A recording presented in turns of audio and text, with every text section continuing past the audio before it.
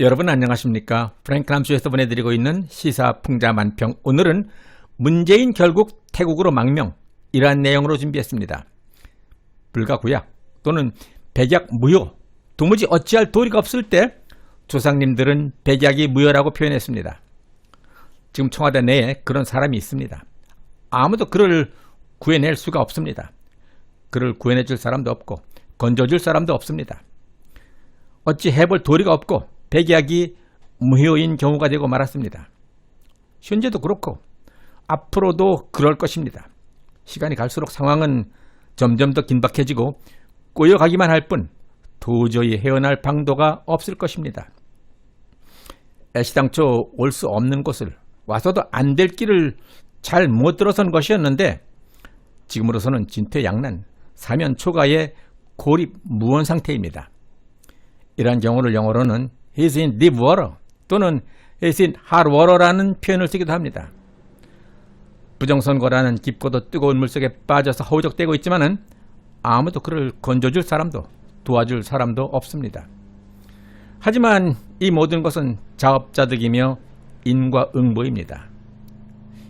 이제 곧 어제의 동지들은 등을 돌리게 될 것이고 그의 등에다 비수를 들이대는 사람마저 나올 것입니다.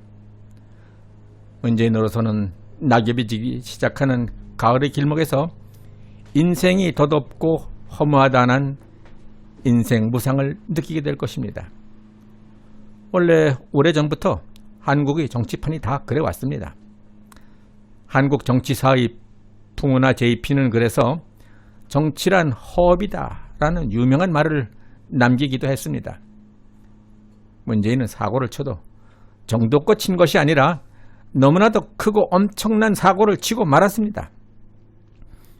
대개 IQ가 좀 모자라거나 분별력이 약한 사람이 사고를 쳐도 꼭 대형 사고를 치게 되는데 또 다른 경우 거부할 수 없는 어떤 압력과 보이지 않는 힘에 의해서 어쩔 수 없이 사고를 치게 되는 경우도 있습니다. 문재인은 이 세 가지의 경우 중 두 가지가 결합된 것이 아닌가 하는 심증을 갖게 합니다. 4.15 총선 부정선거는 이미 엎질러진 물입니다. 다시 퍼담을 수 없게 되어버린 물입니다. 지구상에 숫자가 존재하는 한 4.15 총선 선거 결과는 영원히 숫자로 남게 되었고 숫자는 거짓 없이 영구적으로 2020년 4.15 총선을 부정선거로 말해 줄 것입니다. 그간 수많은 총선 관련 고소 고발 진정권에 대해서 대법원은 침묵으로 시간을 끌어왔고 검찰은 수사를 안고 직무유기를 했으며 국회도 제1야당도 부정선거에 대해서 회피하고 한국을 대표하는 메이저 언론들마저 부정선거에 대한 보도를 외면하고 있었습니다. 이러한 답답한 상황 속에서 드디어 참다 못한 국민이 직접 나섰습니다. 4.15 총선 선거 조작 진실을 규명하기 위한 민경욱 전 의원과 박주현, 유승수 변호사 그리고 우파 국민들에 의해서 결성된 대한민국 국민수사대에 의해서 제21대 총선에서 관외 사전투표, 우편투표가 어떻게 조작되고 얼마나 대범하게 불법을 저질렀는지가 낱낱이 일목요연하게 밝혀지고 말았습니다. 이것은 4.15 총선이 부정선거임을 증명하는 너무나도 중요한 내용이므로 국민 모두가 알아야 될 일테면은 정수라의 대한민국처럼 이미자의 동백 아가씨처럼 조영필의 돌아와요 부산항해처럼 부르고 또 부르고 외치고 또 외쳐야 하는 구국의 메시지입니다. 관외 사전투표 272만 4,653건에 대한 전산 시스템 등기 우편 배송 조회를 통한 조사에서 명백한 부정선거임이 증명되는 여러 가지 유형의 부정선거 사실이 확실하게 밝혀진 것입니다. 수신 날짜가 없는 것이 13만 8,860건, 배달 완료가 되지 못한 건이 13만 8,853건, 배달 완료 후 배송 진행이 된 건 14만 515건으로 파악되었습니다. 인천 우체국으로 가게 되어 있는 관외 사전투표지가 경주, 포항, 대전 찍고 부천, 경주, 부천, 포항 그리고 드디어 인천으로 돌아오는 웃지 못할 사건이 있는가 하면은 내비게이션 추정 이동시간 40분 거리에 27.8km의 거리를 단 1분 만에 도착하는 세계 신기록 등 위조 조작된 우편 투표가 32만 8,723건을 기록하면서 우리 상식으로는 도저히 일어날 수 없는 기상천외한 일들이 종합 선물 세트처럼 다양하고도 화려하게 포장되어 있었다라는 충격적인 사실이 밝혀진 것입니다.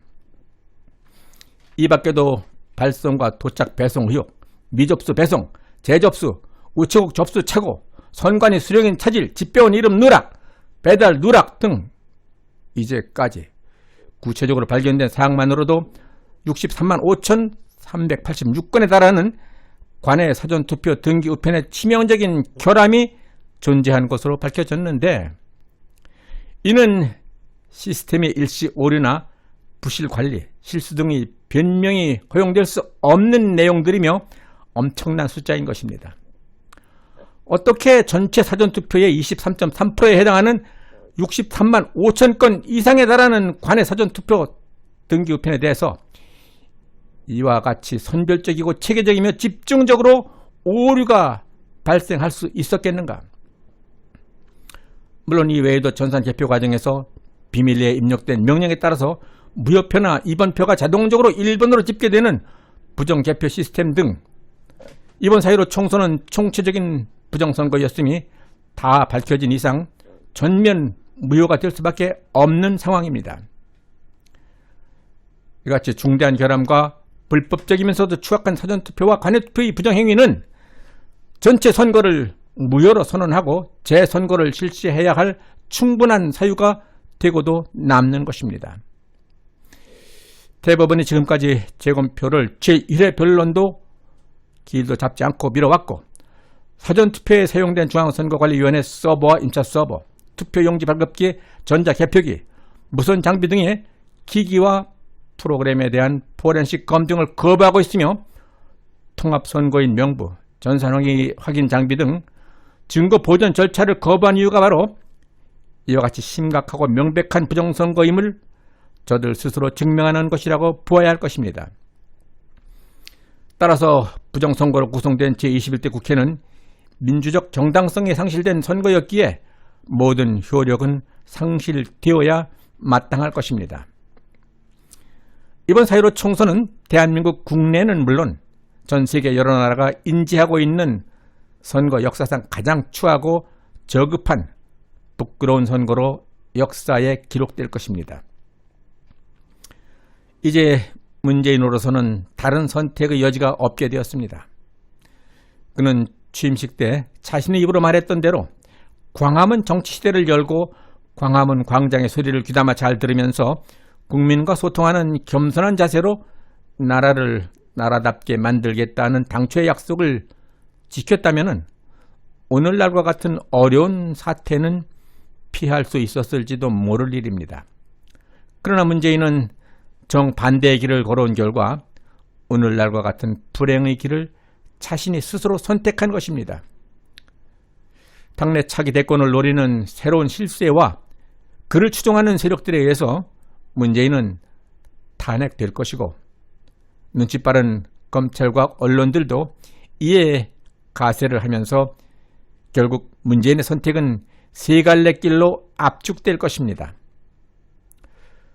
서울 근교에는 등산하기 좋은 산들이 많이 있습니다.